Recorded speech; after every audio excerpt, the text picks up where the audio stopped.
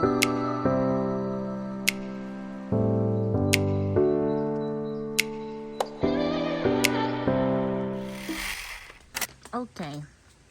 Hindi ako nag-vlog today pero mag-update lang ako. Ayan siya. Today is April 12. Oo, I think 12 today. And today is the first day na gagawin nila to. Kasi magpapa-extension kami dito. Para pag nagluluto si ate dito, kumakain pala ako ng senyoritang sagay, sorry. Para pag nagluluto si ate dito, hindi siya naiinitan o kaya nauulanan. At magpapagawa din kami ng lababo. Basta something ganun. 3 poste siya. 1, 2, 3. And as you can see dito, merong tubo na ayan. So, yung isa naming trabahante, na kuryente po siya. Opo, ng very, very mild lang naman. Kasi, pagkakaintindi ata nila na wala ng kuryente yan. Itong bahay na to kasi, before, doon yung maliit na bahay na yon. Yan, dyan yung bahay na yan. Dyan talaga nanggagaling yung mga kuryente. And then, nilipat ng electrician namin dito. Kasi yun nga yung gusto namin. So, pinutol ni kuya yung, nakikita nyo ba to? Nakikita nyo ba yan? Yung orange na yan? Ayan yung connection daw. So, sabi, wala nang daw kuryente, diba? Ayan yun. Turns out, meron pa pala siyang kuryente. So, kanina, habang naghuhugas ako ng plato doon, kasi day off pala ni Ate Rhea today, habang naghuhugas ako ng plato, naririnig ko may naglalagari dito. Tapos, biglang namatay yung ilaw, nag-brown out. Paglabas ko dito, ayun, nakuryente na yung kasama, yung nagkatrabaho sa amin. Buti na, bitawan niya agad. Ayan, oh. Nakita niyo ba? Ayan, oh, may sugat na yung PVC. So, tinawagan ko agad yung electrician namin para mapuntahan niya kasi wala kaming kuryente, day! Ayan. Ayan ang update dito sa kaganapan ngayon. Also, ewan ko kung napakita ko ba sa inyo to sa last vlog ko. Ito, kahapon, nagbuhos sila ng, ang tawag nito, poste. Kasi, nagpapagawa kami dito ng terrace. Extension din siya. And so far, nalagay na nila yung 3 poste. 3 yan. Tapos kanina, tinanggal. Kanina lang tinanggal yung yung tawag nito, mga kahoy. Yung frame ng poste. So, ayun ang mga ganap. Nagdagdag pala kami ng 2 tao today kasi kailangan, hindi kaya ng powers nila. So, kailangan. Tapos yung isa naman dito siya nakatoka. Itong mga ganito. Yan o, yung sa gilid ng mga bintana, ng pintuan. Ayun, tapos yan na dito sa kabila. Good, good, good. So, let's see anong oras makakarating yung electrician namin. So, ayan. Update lang. Aray. Kumakain pa rin ako ng senyorita. Si Roberto tulog. Pakita ko sa inyo, ha. Sleeping monster to eh. Andun sa, tika lang, ito tayong init. Sunog na ako. Ayun siya, oh. Andun sa, niya, higaan niya. Ayun, nakita niyo yung paa? Ayun. Okay. Sa atin yung girl na mag-vlog na lang kasi nasimulan ko na. So, today is April 12 nga, di ba? Paulit-ulit. And kakain na lang ako ng senyorita kasi binilhan ako ni Ate Rhea. And baka masira siya. Actually, yung balat lang yung sira. Yan, oh. Pero okay na okay siya. So, my favorite na saging, senyorita. Mas masarap yung mas maliit dito. Yung sobrang liit. Ito kasi medyo na to eh. Medyo social na to eh. Medyo malaki-laki siya. Ayan, oh. Mas malaki siya sa daliri ko. Ayan, oh. Mas masarap yung maliliit. Yung parang ganito kaliliit lang. Kitang-kita yung tabingi ng daliri ko. Ayan, yung ganyang kaliit. Tabingi, no? Pero yung kabila naman normal, o, diba? Tabingi talaga tong daliri ko ever since. But, yung ganito lang kaliit, yun, masarap yun. Ganyan. So, kain tayo. Habang isa doon, tulog. Hindi pa gutom yan kasi kanina, nagmerienda kami around 9:30 or 10 na nga siguro yun. Ito kami kanina. Tapos, afternoon, natulog. Sleeping monster yan pag gantong oras eh. Hanggang alas 2, ganyan. Wala nang ginawa, hindi matulog yan. Pag natutulog siya, may katahimikan ako. Tingnan nyo. Nag-open na yung first ever Kong Rose. Diba? Akala ko hindi na sila mabubuhay eh. Oh, diba? So pretty. Anong color ba nito? Pink or peach? Hindi ko alam. Basta iba-iba kulay yung mga pinagbibili ko. Oh, diba? Akala ko hindi na siya mabubuhay. Pero actually marami na siyang ano, oh. Ang tawag dito? Bulb? Bulb tawag dyan, diba? Teka lang, init naman. Bulb. Dito din, oh. Itong labo. Ayan, marami na din dyan. Ito wala pa. Dito. Meron na. Ayun. Itong wala pa. Dahon lang marami sa kanya. At dito marami din to eh. Ayan oh.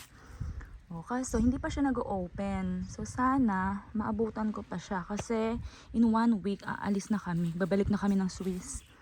Ayan, oh, nakita niyo ba? Parang mata ko ba malabo o cellphone ko malabo? Sana ito mag-open na din siya. Ito oh. Sana mag-open na siya. Tapos ayun.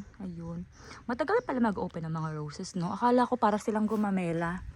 Ito kasing gumamela na to. Everyday may mga bago siyang bulaklak. Yan ang dami nga diba sa ilalim. So akala ko yung roses parang gumamela. Mabilis lang siyang mag-open. Pero mabilis lang din siyang malanta. Pero hindi pala. Medyo matagal-tagal pala ang rose. So ay lang. Chinika ko lang. Ngayon pasok na tayo dito kasi ang init. May pasalubong sa akin si Atria. Yung puto. Puto to diba? Na kamoting kahoy. Tsaka suman.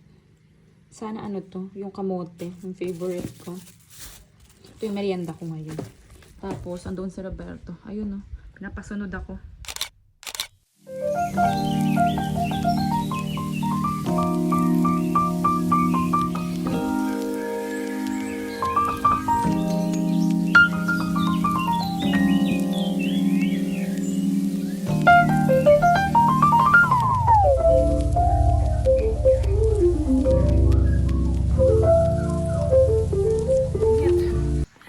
Nagpapawisan na ako dito.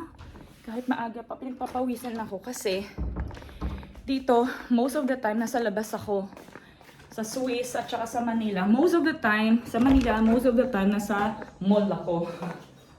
Sa Swiss, most of the time, nasa loob lang ako ng bahay. Dito, most of the time, nasa labasan ako ng bahay. Kaya ngayon, kailangan kong mag-skincare. Sunscreen because napansin ko, sobrang itim na ng mukha ko. Huwag nang pansinin yung kalat namin dyan. Sobrang itim na ng face ko. Die! Ayan. Ayan siya, diba? Tingnan nyo. Huwag nyo nang pansinin yung mga bakas ng kahapon ko dyan. Kasi hindi na natin yan na mag-get rid. So, andyan na yan. That's trademark ko na yan. So, huwag nyo nang pansinin yung mga pimple mark at saka pekas ko. Marami akong pekas. Pekas with acne. Pero napansin ko, sobrang itim na ng face ko. Okay, so I'm done, people. Medyo maputi lang yung mukha ko at saka medyo makintab siya because hindi pa tuyo yung sunscreen. Ngayon, ang gagawin natin is yung request ni Roberto. Okay, let's do this. 3 banana ilalagay natin. Kasi na yun? Ha? Ay! Hindi ko pa pala nahuhugasan. Roberto kasi, nag-request siya kagabi. 11:30 na ata yun. Nag-request siya ng banana shake. So, ayan. Hindi pa pala siya nahuhugasan. So, wait lang ha. Maghuhugas lang sa atin yung girl.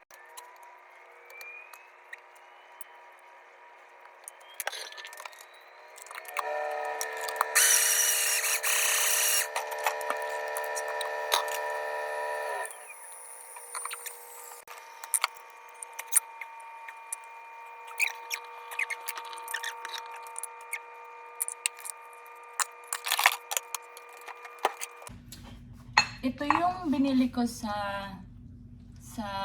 SM Hypermarket sa Mall of Asia. Ito yun. And meron pa akong 3 peraso. So ngayon gagawin ko, kakainin ko siya for breakfast. Ima-microwave ko lang siya saglit para matunaw yung mga cheeses. So ayan. Ano na siya? Melted na yung cheese. So let's go, people. Labas tayo. Punta natin si Roberto dun sa hideout niya. Dadagdagan ko lang to ng yung dahon ng mint. Doon na ako sa labas kukuha. Doon ko na rin huhugas. Thank you. Kain everyone. Kain. Tingnan nyo yung isa. Magkatapon siya nung mga nabubulok naming basura. Dalawang plato na yan, puro ano, balat ng saging. Wala nang ginawa yan kundi kumain ng saging. Konti na lang unggoy na yan.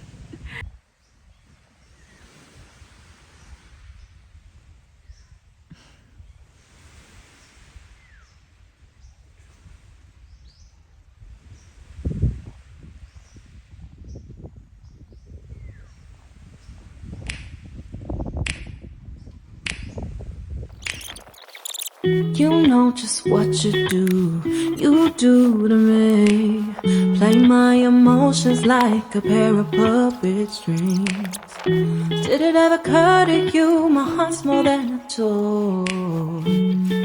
Please go easy on me, babe. Send message after message, forward my calls. Next day you hit me back like nothing happened at all. What about all the things you used to say to me? This ain't the way it's supposed to be. And you know I wouldn't do that to you. You know 59 na, mag-aalas 12 na ng tanghali, nagbanlaw ako. Kasi mainit na talaga. Yung dito ko, yung tenga ko, nasusunog na siya. So ngayon, gagawin ko ng cocktail si Roberto para naman masaya siya doon. Doon pa rin siya sa tubig, di pa rin siya umaalis. So, gawa natin siya ng drinks and baka gumawa na lang din ako ng watermelon and celery juice for me. So, yun ang gagawin natin, okay? oh, I wouldn't treat you that way, no. I've been running, can't catch up. Oh love, what I won't do. Oh, you got me chasing waterfall. Oh, you got me. Okay, eto na siya. Naghiwa na lang ako ng watermelon, yung gin niya. Tapos ito yung watermelon with celery juice natin. Ayun na siya. Makit na siya, tinawag ko na siya. Pero dadalhin ko to doon sa harapan. Doon. Itong si Roberto. Nanggugulo siya doon sa mga sa mga fisherman, mga nangingisda. Kinakausap niya ng kinakausap. Sabi ko, kung mo kausapin ng kausapin kasi nagtatrabaho yan. Hindi kasi siya pinapansin ng una. Naghe-hello siya. Hello mga, hindi siya nagmanga. Sabi niya, hello kuyas. Hindi siya pinapansin. Tinitingnan lang siya. Inulit niya ng inulit hanggang sumagot. Nung sumagot na, kinakausap niya. Sabi ko, huwag mo kausapin ng kausapin kasi katrabaho sila. Ayan. Nakita niyo ba yun sila kuya? Ayan oh. Tatlo sila eh. Ayan oh. Hinahampas nila yung water. Ayan, nakita niyo ba? Basta tatlo sila kuya. Tapos ito si Roberto dito. Panggulo lang yan dyan eh. Alas 2 na ng hapon. Sobrang init. Okay. Mag-alas 3 na ng hapon. And nag-crave kaming dalawa bigla ng mangga. So nag-slice lang ako ng 2 peraso. Naglaba pala ako kanina. Ayan. Tapos, ito tayo.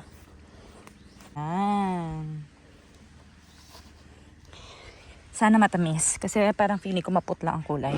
Pero sana matamis. O, diba? Kitang-kita ang dumi ng bintana namin. Ay, against the light. Ayun. Ayun. Tingnan nyo. Palow tide na pala. Gawin niya.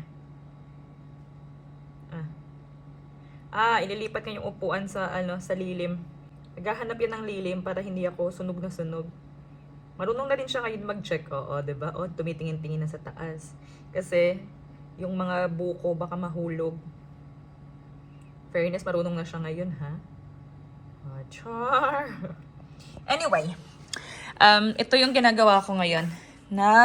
Ay, enough na to. Sunog na nga. Ala! Sabihin, Shirley.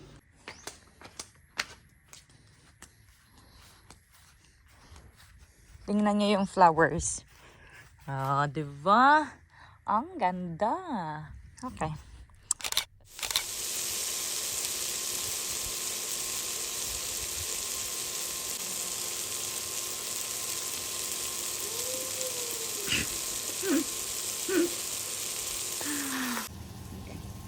Try natin, ha?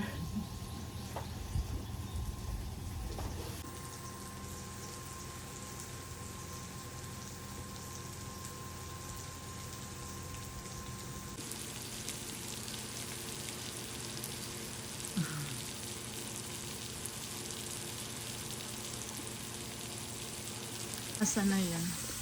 Tawagin na natin, kakain na. Shnugo! Essa!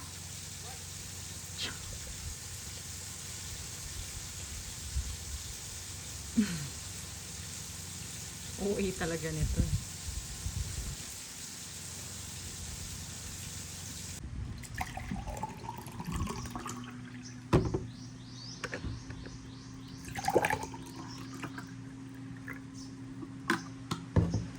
Okay, gumawa ako ng lemon juice. Ito yung ano to, whole lemon, tapos water and ice, yun lang. Ayun yung kay Roberto. And ito yung sa akin. Yung ibang fish, andun pa sa air fryer. Isa lang muna tong inano ko. Nilabas ko. Tapos ito pala, medyo pinito ko siya ng saglitan mga 1 minute. Kasi gusto ko yung ganyan, no? Yung parang crunchy-crunchy. Kumuha siya ng wine, rose na wine. Roar! Hun, skuet. Ja. So, Hey, Gesundheit. ay, sentay ko. Sally, danke vielmals nochmal. After kumain ng lunch. Was? Oh, nee! Oh, nee! Calamansi tree. After kumain, doon na naman siya sa higaan niya. 1:05 na ng hapon. And, ayan. Hindi naubos yung wine. Okay na yan. Tapos, nagde-dessert pala ako. Ube cake.